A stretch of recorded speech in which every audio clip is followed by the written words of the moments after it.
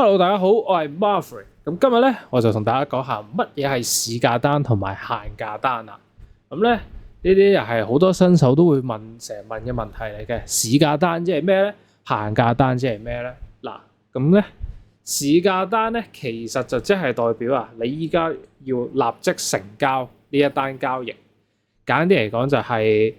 如果要 technical 啲咁解釋，就係系統咧就會用一個市場上依家你當下撳掣買入或者賣出嘅最接近價格去幫你買入同賣出，即係你一撳掣佢就同你買或者同你賣。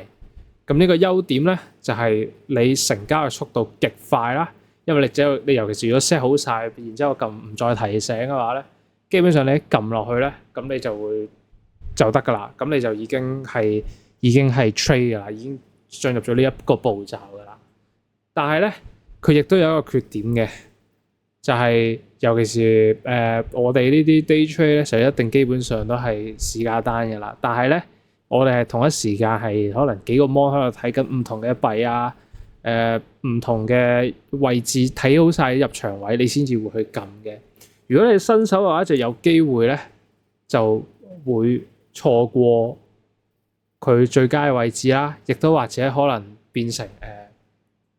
你會喺一啲唔好嘅位置入啊。尤其是如果你有用 VPN 或者剩嘅人咧，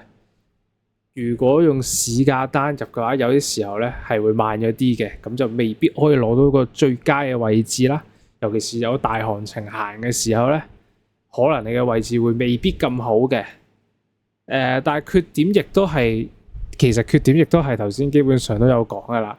成交嘅價格可能會唔好啦，同埋亦都係呢個有機會會滑點啊。咁呢一個市價單到底喺咩時候先至適合咧？就係突然間行情突然間嚟，你又驚錯過機會喎。咁呢個時候咧就可以用市價單直接衝入去啦。咁但係我哋作為 day trade 咧，其實基本上咧市價單都係其實即係睇好咗你個位置，你 lock in 你嘅 trade， 咁你咪直接市價入去就得噶啦。好啦，咁限價單係咩嚟嘅咧？限價單就即係例如好似依家比特幣啊，琴日去到59,108呢個位置。例如啊，你曾經喺59,500呢個位置開咗張多單，已經開咗，你撳限價單，然之後 lock 咗呢個價格喺呢度做多。咁佢觸發嘅條件就係、當個價格再重新翻到嚟你而家呢一個價格嘅位置嘅時候，佢先至會同你去進行呢個 trade 嘅。喺個系統度，佢應該就會顯示咗，張單係已經 ready， 但係你個價格未到，咁你張單就唔會activate 嘅，咁佢就唔會開嘅。好似係咯，例如你前幾日咁樣，你見到佢係7萬嘅時候，你買入，例如你想限價單，你買入59,500，咁就佢一路喺中間呢度點樣行都唔關你事嘅，直到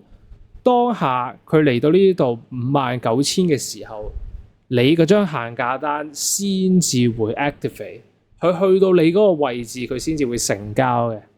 咁呢一個限價單嘅優點係啲咩咧？優點就係價格可以更加靚，亦都可以係提前規劃到啦。因為你睇啱咗位置，佢未必今日、未必聽日、未必後日會到，但係你覺得佢會到，你知道佢會到，咁你就可以喺嗰個位置度掛單啦。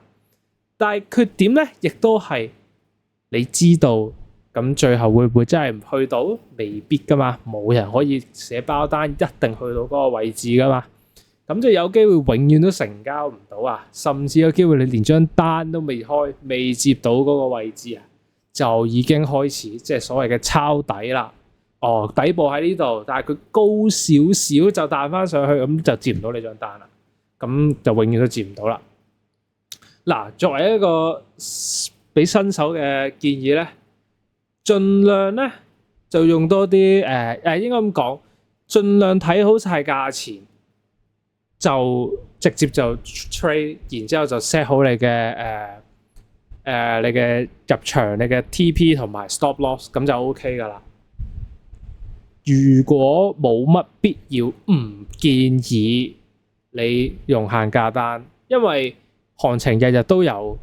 你睇啱咗，基本上要嚟嘅咧嚟咗，有嘢攞咗，